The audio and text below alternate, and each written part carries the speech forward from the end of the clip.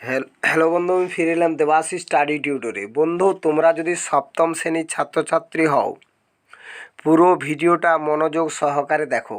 আমি ভূমিরূপ থেকে কিছু প্রশ্ন নিয়ে এসেছি। ভূমিরূপ অর্থাৎ 4 নম্বর যে তোমাদের অধ্যায়টা রয়েছে সপ্তম শ্রেণীর, সেখান থেকে আজ আমি মালভূমি সম্পর্কে আলোচনা করব। তার আগে বন্ধু বলে নিই, মালভূমি কাকে বলে এটা তোমাদের অবশ্যই জানা দরকার। সাধারণত 300 মিটারের বেশি উঁচু, চারপাশ খাড়া ঢালযুক্ত টেবিলের মতো দেখতে বিস্তীর্ণ ভূভাগকে মালভূমি বলে। এই মালভূমি বিভিন্ন প্রকারের রয়েছে: লাভাগঠিত মালভূমি, ব্যবচ্ছিন্ন মালভূমি, পর্বতবেষ্টিত মালভূমি, মহাদেশীয় মালভূমি। এই 4টা মালভূমি। আজ আমি লাভাগঠিত মালভূমি সম্পর্কে আলোচনা করছি, তারপরে ব্যবচ্ছিন্ন মালভূমি এবং পর্বতবেষ্টিত মালভূমি, এগুলো নিয়েও আলোচনা করব। তো তোমরা এই পিকচারগুলো আমার ফোন থেকে লক্ষ্য করো। প্রথমে আমি বলছি যে লাভা গঠিত মালভূমি কাকে বলে। অনেক সময় আগ্নেয়গিরি অগ্নুৎপাতের ফলে লাভা বেরিয়ে এসে, গরম লাভা বেরিয়ে এসে অনেক দূর ছড়িয়ে বিরাট ভূমিরূপ মালভূমি সৃষ্টি করে। ভূমিরূপটি যেমন আমরা এই মালভূমিকে বলবো লাভা গঠিত মালভূমি, যেমন ভারতের দাক্ষিণাত্যের মালভূমি, মালব মালভূমি। ব্যবচ্ছিন্ন মালভূমি কাকে বলে না, মালভূমি যদি নদী উপত্যকা দ্বারা বিচ্ছিন্ন হয় তখন তাকে সেই মালভূমিকে আমরা বলবো ব্যবচ্ছিন্ন মালভূমি, যেমন ছোটনাগপুরের মালভূমি। এই পিকচারটা আমি ব্যবচ্ছিন্ন মালভূমিরও ছবি দেখিয়েছি তোমাদেরকে। পরের ভিডিওতে আসছি, পরের অংশে পর্বতবেষ্টিত মালভূমি।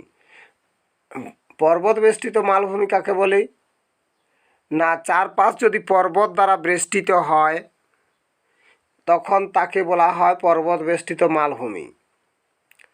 যেমন ধরো চারপাশ পর্বত দ্বারা বেষ্টিত কীরকম না, হিমালয় আর কুনলুন পর্বতের মাঝে আছে, কুনলুন পর্বতের মাঝে আছে তিব্বত মালভূমি, পৃথিবীর বৃহত্তম মালভূমি। এই একাধিক পর্বত দ্বারা বেষ্টিত হয়ে পর্বত বেষ্টিত মালভূমি সৃষ্টি করে। ভঙ্গিল পর্বত সৃষ্টির সময় সাধারণত এই ধরনের মালভূমি দেখা যায়। এছাড়া দক্ষিণ আফ্রিকা, পশ্চিম অস্ট্রেলিয়া, আন্টার্কটিকা, গ্রিনল্যান্ডের অংশ জুড়ে যে মালভূমিটি দেখা যায় সেটা হচ্ছে মহাদেশীয় মালভূমি। বন্ধু, এই 3 প্রকার মালভূমি আমি তোমাদের সঙ্গে আলোচনা করলাম।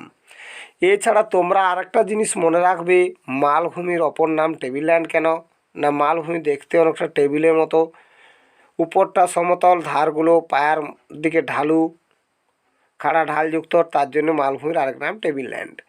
পৃথিবীর বৃহত্তম মালভূমির নাম কি, তোমরা লিখবে তিব্বত মালভূমি। পৃথিবীর উচ্চতম মালভূমির নাম কি, তোমরা লিখবে পামির মালভূমি, 4873 মিটার উঁচু। তো বন্ধু, পরের ভিডিওতে আমি আবার নিয়ে আসবো মালভূমি আমাদের জীবনে প্রভাবটা কী, এগুলোও আমি নিয়ে আসবো ধাপে ধাপে। ততক্ষণ তোমরা সুস্থ থাকো, ভালো থাকো, দেখা হবে পরবর্তী ভিডিওতে। May God bless you. মেরা ভারত মহান, বন্দে মাতরম। আর গ্রীষ্ম বন্দে মন দিয়ে পড়াশোনাগুলো চালিয়ে যাও, তাহলে শর্ট প্রশ্ন কোনো তোমাদের অসুবিধা হবে না চ্যাপ্টার ধরে ধরে।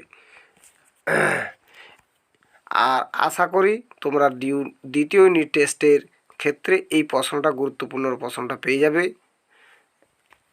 তাহলে তোমাদের পরীক্ষা দিতে কোনো অসুবিধা হবে না। তাই তোমাদের স্বার্থে আমি এগুলো আলোচনা করে দিলাম। ঈশ্বরের নিকট তোমাদের ভালো পরীক্ষা হওয়ারও সাফল্য কামনা করি।